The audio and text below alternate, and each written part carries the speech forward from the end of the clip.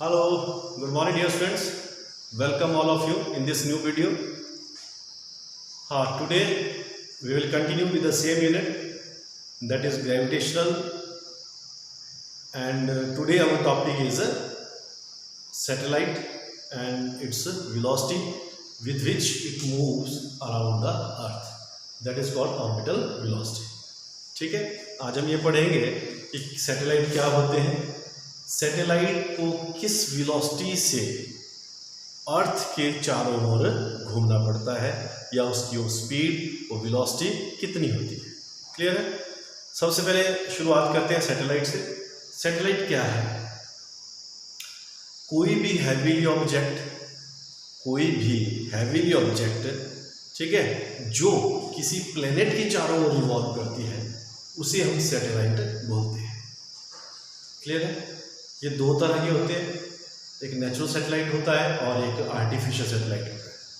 Natural satellite में क्या होता है, जो नेचर के हिसाब से होते हैं, ऑलरेडी कोई भी बॉडी जो प्लेनेट के चारों ओर रिवॉल्व कर रही होती है। आर्टिफिशियल क्या होता है, जिसे हम बनाते हैं, फिर उसको उस ऑर्बिट तक पहुंचाते हैं, फिर वो वहाँ पे घूमती रहती है। ठीक है, क्लियर है। अब जो नेचुरल सैटेलाइट है, हमारे अर्थ का जो नेचुरल सैटेलाइट है वो है मून। क्या है? मून। ये एक भी हो सकते हैं किसी प्लेनेट के, और बहुत सारे भी हो सकते हैं। ठीक है, ये डिफरेंट प्लैनेट्स के डिफरेंट रहते हैं। क्लियर है। हमारा एक ही नेचुरल सैटेलाइट है जिसे हम मून बोलते हैं, और आर्टिफिशियल सैटेलाइट बहुत सारे हो गए हैं। और जो सबसे पहले जो सैटेलाइट अर्थ के ऑर्बिट में भेजा गया था, जो अर्थ के चारों ओर घूमता था, हैवीली ऑब्जेक्ट जिसे हम बोलते हैं, वो था स्पुतनिक। रशिया से भेजा गया था, और ये भेजा गया था 1957। क्लियर है। उसके बाद इंडिया ने इसके ऊपर वर्कआउट किया, और इंडिया ने भी सैटेलाइट लॉन्च किया, अपना किया। लेकिन जो हमारा पहला सैटेलाइट लॉन्च हुआ था वो ग्राउंड किसी और कंट्री का था, और लेकिन बनाया गया था इंडियन के द्वारा, तो उसे हम फर्स्ट सैटेलाइट बोलते हैं, और उस सैटेलाइट का नाम है आर्यभट्ट। और वो सैटेलाइट लॉन्च किया गया था 1975। उसके बाद बहुत सारे सैटेलाइट लॉन्च किए गए, इनसेट 1B1, इनसेट, ठीक है, इस तरह से 2AB के बहुत सारे पार्ट्स आगे तक आते गए। क्लियर है। तो उसमें जो अलग अलग जो हमारे पास पार्ट आते गए, उसमें क्या क्या था, जैसे हमारा रोहिणी था, एक रोहिणी 1 करके था, एप्पल भास्करा था, इनसेट 1A था, इनसेट 1B था, RS1, RS-RB और RS-1C। इस तरह के बहुत सारे सैटेलाइट जो है लॉन्च होते गए। ठीक है, सभी सैटेलाइट्स का अलग अलग पर्पस था। ठीक है, आगे भी मैं आपको बताऊंगा कि किस तरह से कौन सा सैटेलाइट का काम कहाँ होता है। ठीक है, वो किस लोकेशन पे हो तो कौन सा वर्क करता है, तो वो हम आगे पढ़ेंगे। फिलहाल जो आज हम कंटिन्यू करेंगे, यही था सैटेलाइट क्या था, आप समझ गए होंगे। अब हम बात करेंगे कि वो वेलोसिटी निकालेंगे जिसकी वजह से ये अर्थ के सराउंडिंग में घूमती है, और उस वेलोसिटी को बोलते हैं ऑर्बिटल वेलोसिटी। ये उसकी करने की हम क्या करते हैं, ठीक है, consider earth be a sphere of radius r। Earth है, उसका रेडियस r, मास m, ये इसका सेंटर है। मान लो यहाँ पे, ठीक है, फ्रॉम द सरफेस ऑफ अर्थ, इसकी हाइट के लिए हमने h, जहाँ पे ये घूम रहा होता है। ठीक, कोई हैवी बॉडी है, वो घूम रही है विद वेलोसिटी v। ठीक है, यहाँ पे है, इसका मास कितना है m। अगर आप चाहें तो इकट्ठे ले सकते हैं r is equal to r plus h। ठीक है, क्लियर है।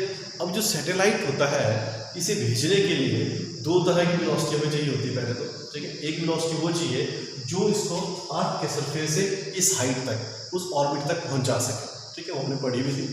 उसके बाद दूसरी वेलोसिटी वो चाहिए जो इसको इस ऑर्बिट में जो घूमती रहती है, जिस वेलोसिटी के साथ ये बॉडी इस ऑर्बिट में घूमती रहती है, उस वेलोसिटी को बोलते हैं orbital velocity.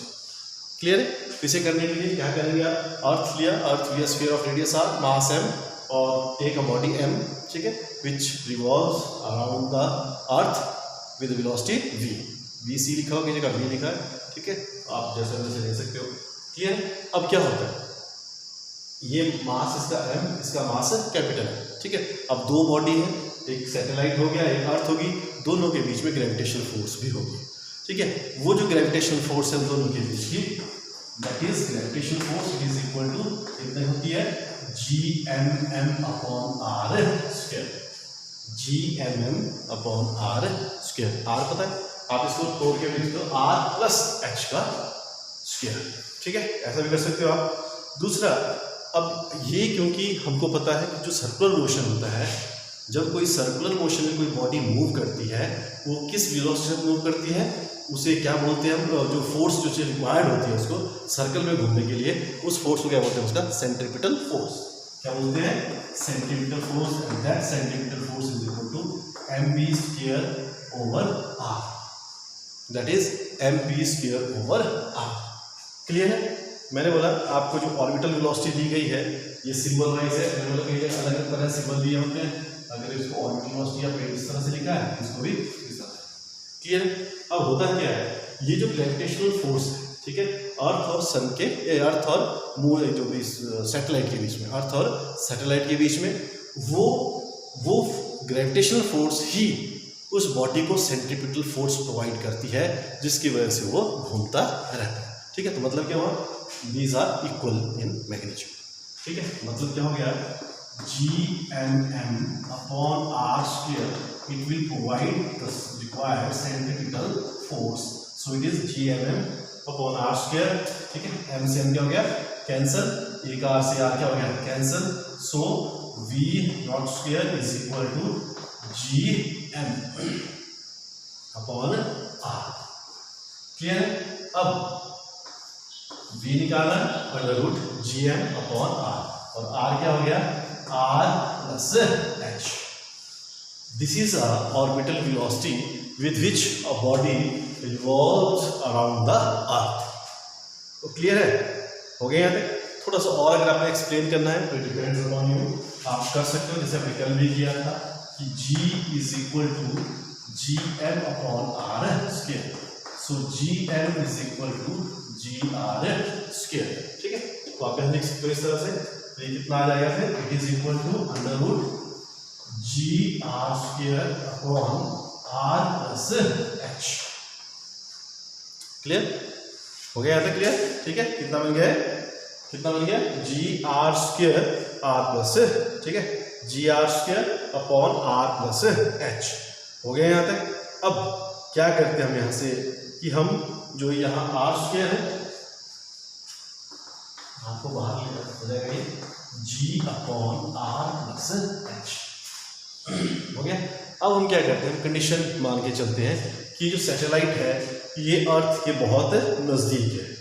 Earth, that satellite will revolve very close to the surface of earth. अगर बहुत क्लोज है तो हम क्या करेंगे, उसकी हाइट को उसके रेडियस के कंपेरेटिवली क्या कर देते हैं, हम निगलेक्ट कर देते हैं। क्या करते हैं, निगलेक्ट कर देते हैं। अगर निगलेक्ट किया, हमारे पास क्या आ गया, v0 is equal to r√g upon r। कितना आ गया, g अपॉन r। ठीक है, या फिर यहीं पे कर दो, आप इसको भी कर सकते हो, ये अगर आपने ये खत्म कर दिया, तो r से आपका cancel, so it becomes gr। कितना बन गया, it is equal to gr। अब आप g और r की वैल्यू पुट करें। ठीक है, g और r की वैल्यू कितनी होती है, it is equal to √9.8 into 6.4 into 10⁻⁶। ठीक है, अब क्या करना है, क्योंकि आपको पता है जो अर्थ का रेडियस है वो कितना होता है, 6.4 इंटू 10⁻⁶, और वैल्यू ऑफ g इज 9.8। ठीक है, क्लियर है? अब इसको जब मल्टीप्लाई आप सॉल्व करोगे, so it becomes 7.92 into 10⁻³ meter पर सेकेंड। अगर और करना है तो 7.92 किलोमीटर पर सेकेंड। ठीक है, तो this is a required orbital velocity when the satellite is very close to surface of earth. इस वेलोसिटी के साथ इतने, ठीक है, एक सेकंड में वो कितना, ऑलमोस्ट 8 किलोमीटर ट्रैवल करेगा orbit around the surface of earth. Clear है? ये थी ऑर्बिटल वेलोसिटी। इसके बाद आपसे पूछा जाता है कि what will be the time period. ठीक है, टाइम पीरियड नहीं आता इसका। ठीक है, अब टाइम पीरियड क्या होता है, क्या करेंगे हम, टाइम पीरियड। टाइम पीरियड क्या होता है, एक सर्कल को, एक रेवोल्यूशंस को पूरा करने के लिए जो टाइम उसका लगता है उसे क्या बोलते हैं, उसका टाइम पीरियड। ठीक है, it's time period, it is denoted by T.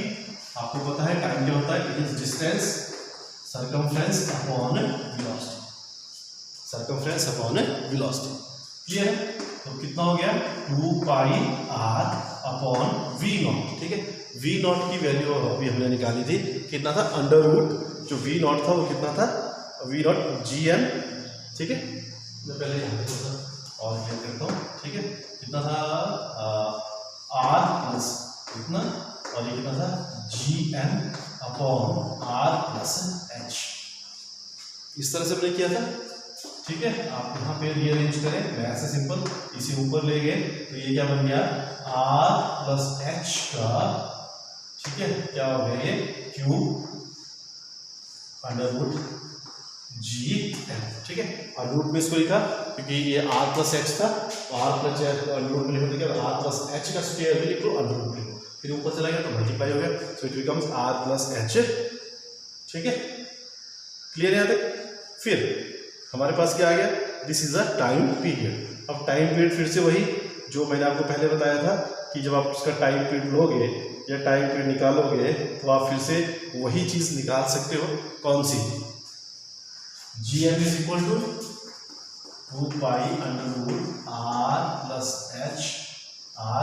H की power 3 upon G R square.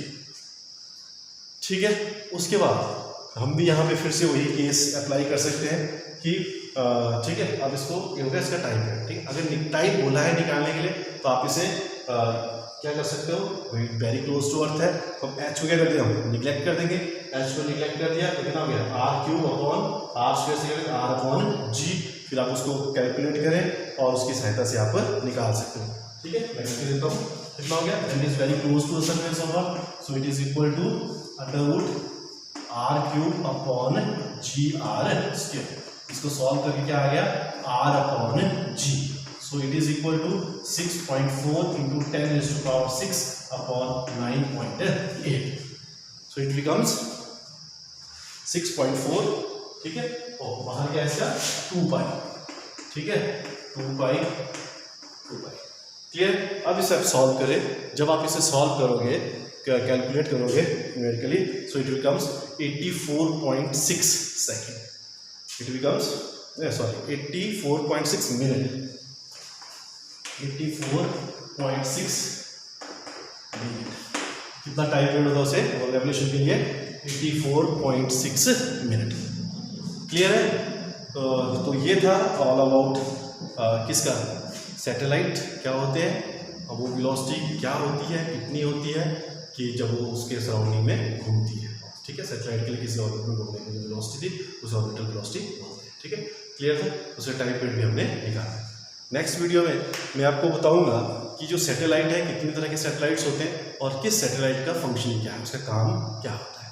ठीक है, तब तक आप इसे ध्यान से देखें और समझें, फिर जो प्रॉब्लम हो तो आप मुझे पूछ सकते हैं। Thank you very much.